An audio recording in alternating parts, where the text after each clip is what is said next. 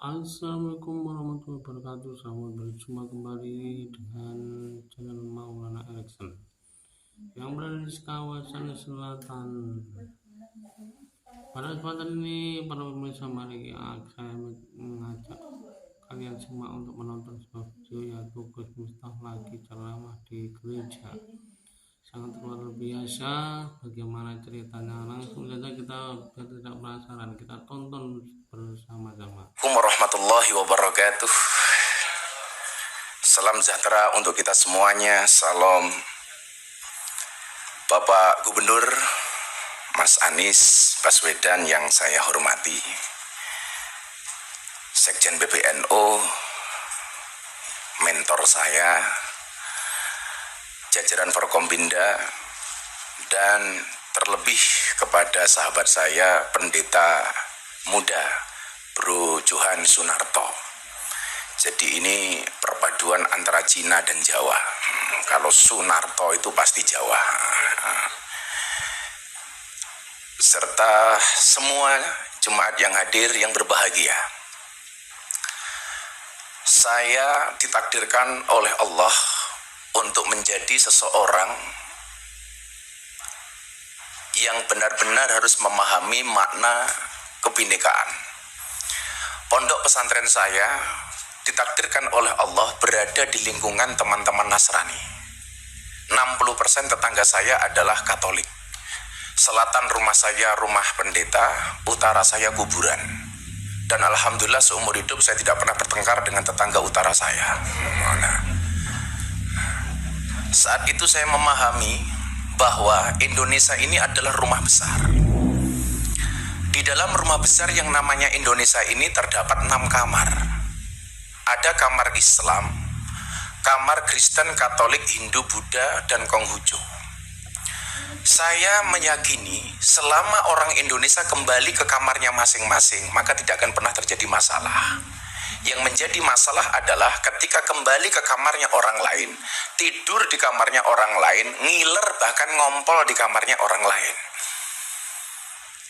Maka begitu indahnya Indonesia menata kerukunan ini dengan luar biasa. Ketika kemudian menerbitkan identitas kita masing-masing. Anda yang beragama Islam dengan KTP Islam. Maka dulu Mas Anies ada usulan kolom agama dalam KTP dihapus saja. Karena dianggap ini awal dari diskriminasi. Justru saya sebaliknya. Menurut saya kolom agama dalam KTP tetap harus dipertahankan. Anda sebagai umat Kristiani berbanggalah dengan KTP-mu, dengan Kristianinya. Anda yang beragama Islam berbanggalah dengan KTP-mu yang beragama Islam. Maka saya menolak tegas kalau kolom agama dalam KTP dihapus. Tapi kalau yang dihapus kolom kawin atau belum kawin, saya setuju. Jadi kan bujang terus Pak. Pak Kapolres setuju ini pasti ini. Tapi juga kemudian ada yang memahami toleransi secara kebablasan. Saya kasih contoh misalnya, ada orang yang mengatakan semua agama itu benar titik. Saya pikir kalimat ini tepat tapi kurang lengkap. Bagi saya yang benar adalah semua agama itu benar bagi penganutnya.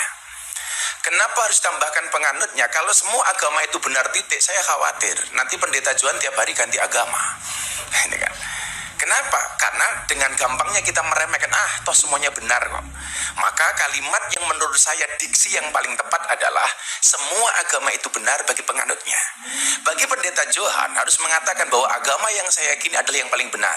Tetapi bukan berarti kita diperbolehkan untuk menyalahkan agama orang lain. Makanya kemudian di dalam surat Al-An'am, dalam Al-Quran, Allah Subhanahu wa Ta'ala berfirman, dan janganlah kamu memaki sesembahan selain Allah, karena mereka nanti akan memaki Allah dengan melampaui batas tanpa pengetahuan. Sederhananya adalah kalau kamu tidak mau agamamu dihina oleh orang lain, maka jangan pernah kamu menghina agama orang lain. Bahkan Rasulullah pernah mengatakan, mau nggak orang tua kamu dihina? Mana mungkin wahai Rasul, kami menghina orang tua kami. Apa jawaban Rasulullah?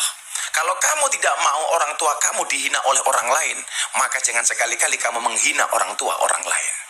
Maka saya selalu sampaikan, kalau orang Indonesia tidak bisa akur gara-gara beda agama, kalah dengan burung. Burung itu punya agama tapi bisa akur. Agamanya burung itu ada 2 Mas Anies. Kalau enggak Kristen, Islam. Burung Kristen buktinya ada burung gereja. Burung Islam ada burung namanya emprit kaji. Emprit kaji itu burung emprit yang kepalanya putih, itu namanya emprit kaji. Tapi kalau ikan, Pak Kapolres, agamanya pasti Katolik. Buktinya yang paling besar namanya paus. Nah, gitulah kira-kira.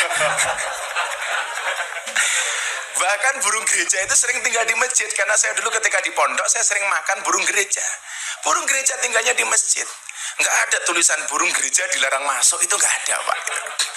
Maka inilah saya pikir indahnya Indonesia, yang kemudian semua kebebasan di dalam beragama dengan menjaga toleransinya yang tertuang di dalam Pancasila dengan Bhinneka Tunggal Ikanya. Maka sekali lagi, kalau kemudian kita bisa kembali ke kamarnya masing-masing, tidak akan terjadi masalah. Ingat Bapak Ibu, saya mencatat, toleransi menjadi sulit ketika orang lupa bahwa beragama itu untuk mengatur diri sendiri, bukan mengatur orang lain. Banyak orang beragama yang bahkan belum menggenapi pelaksanaan nilai agama untuk dirinya sendiri, tapi sibuk ngurusi perilaku orang lain. Tentunya ini kurang dibenarkan. Maka begitu indahnya hubungan saya dengan kawan-kawan Nasrani di pondok saya sampaikan barangkali Mas Anies, di tempat saya itu kalau ada orang Nasrani meninggal, mereka sembahyangan untuk mendoakan almarhum. Kita yang Muslim datang Mas di belakang. Kita nungguin, begitu nanti jatahnya makan, kita makan bareng. Ketika ada orang Islam meninggal dunia, kita tahlilan. Teman-teman jemaat gereja nunggu di belakang. Ketika jatahnya makan-makan, kita makan bareng. Akidahnya tetap masing-masing, tetapi muamalahnya bisa kita lakukan bareng-bareng. Kalau Idul Fitri seperti ini, kawan-kawan saya Nasrani masak, Pak.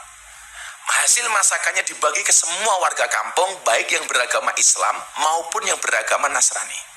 Begitu Natal tiba, kawan-kawan Islam gantian yang masak, dibagi ke seluruh kampung.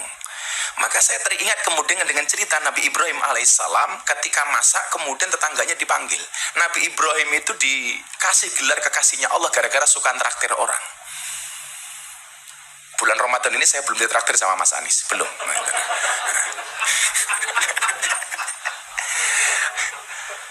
Nah, ketika makanan itu sudah ready sedia, Nabi Ibrahim memanggil seluruh tetangganya.